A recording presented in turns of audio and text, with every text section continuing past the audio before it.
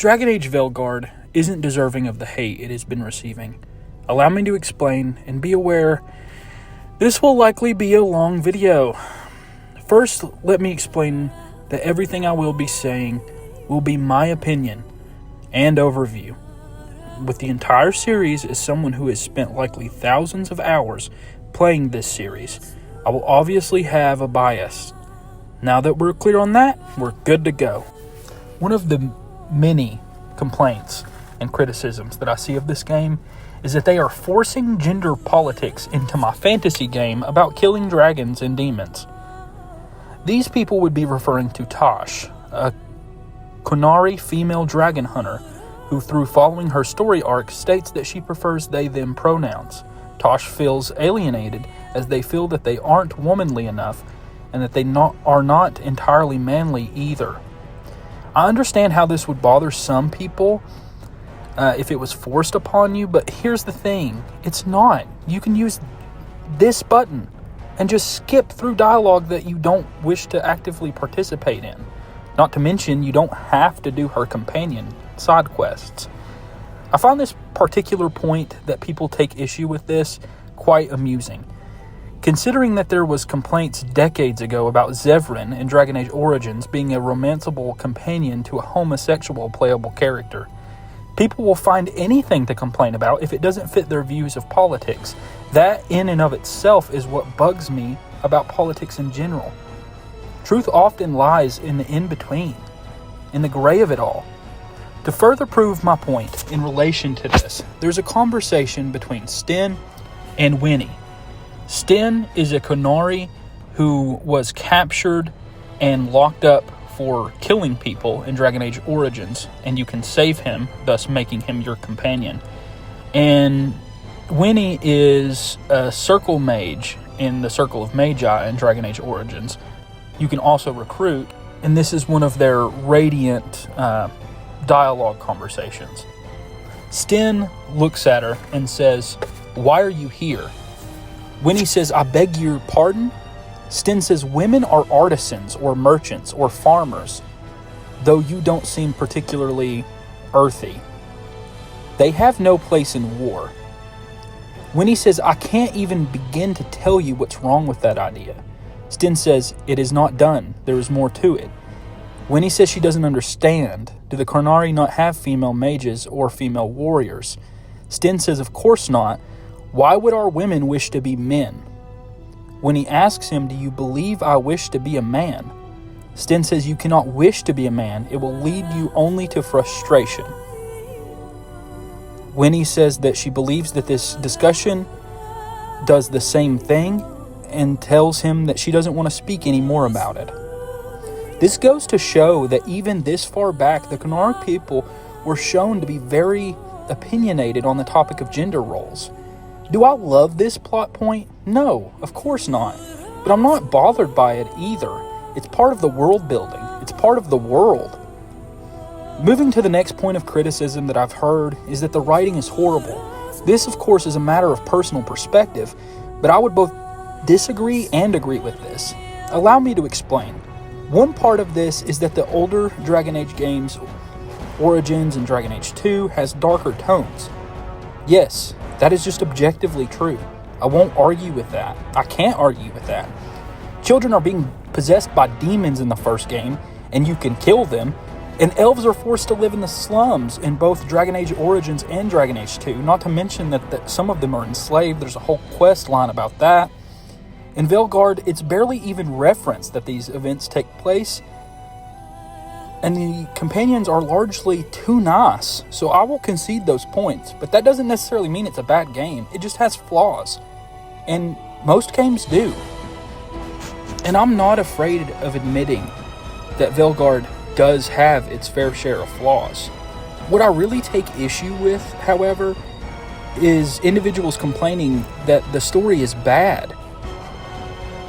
It's not a good place to start the series, and whoever tells you that is lying.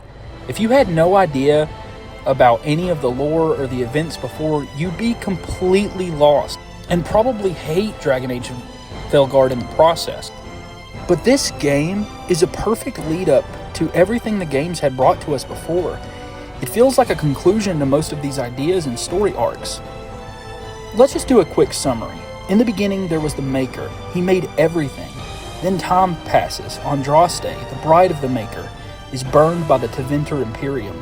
The Maker, anguished by this, turns his back on his creations, and Tevinter mages, in their hubris and desire for power, tear open the Fade, aka the Spirit Realm, and corrupt the pristine golden city of the Maker, turning it black.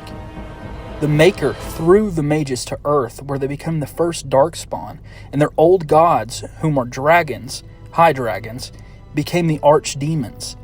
This is what the Chant of Light teaches. But guess what? It's wrong.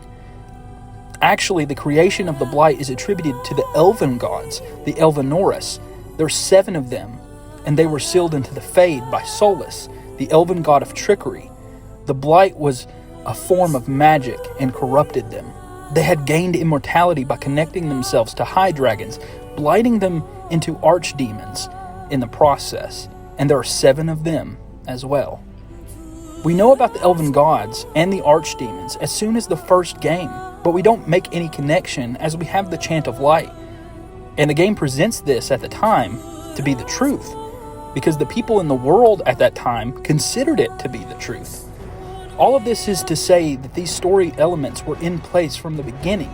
It gives the impression that the series was planned and thought through, making characters question their religion in Veilguard. I don't see how anyone who likes the series could say that this is a bad thing. It connects lore fragments together in a way that I hadn't thought about. It makes me question everything about the lore that we had been given previously. Another complaint that I've seen is about the art style. Some individuals absolutely hate it. I don't see an issue with it, and to those that complain about the Darkspawn models, must understand that the game literally explicitly states that this Blight is different. It's influenced by these elven gods that have been released. You were even more aware of this had you fought to the Archdemon at Wysap. Look at the following images. How is this cartoony and for children? A woman covered in blood, using magic and sacrifice of innocence to retain her youth, basking in a pool of blood. Oh yeah, for sure, it's giving Disney. The last criticism that I'll address is the dialogue wheel. There's a lot of people out there that would prefer a voiceless protagonist, and I'm one of those people. However, with that being said, let's not be dramatic about it. Rook is a character in his own right. We can only influence his or her decisions. AAA developers have largely moved to the action RPG direction because of this. It's just the way things are now. They keep doing it because it generates a lot of income. People wouldn't continue to buy the product if it wasn't a big issue. So it's entirely possible that it never changes. And I'll play Dragon Age anyway. I love this series through and through. It doesn't deserve the hate it's gotten recently. It just doesn't. The series are good games. They introduce so much lore and intrigue. And while I will admit, as I've said before, Veilguard is not as dark and desperate and destitute as some of the other games in the series, it's almost refreshing that it's not. It took a heel turn from dark fantasy to just regular fantasy, and in doing so has given hope to the world, which in the previous games you didn't really have. There was a dark, comedic undertone in the entire series where you were up against impossible odds with little hope. In fact, in Dragon Age Origins, you are literally at risk of dying had you not made some decisions. Your main character can die in sacrificing themselves to kill the Archdemon, which has been the way things were supposed to be for countless years in many blights. The writing in these games, in my opinion, have always been exquisite. There's not a better word for it, honestly. And while Veilguard may falter a little bit in that regard, I still have thoroughly enjoyed the game and its lore implications, and have enjoyed its conclusion to some of the plot points that we had been presented with. Let me also give a quick shout out to Inonzar for Dragon Age's main theme. This theme instantly brings a flood of good emotions to me because I do genuinely love these games. And Dragon Age's main theme is perfect. I'll let it play for a little bit, just by itself.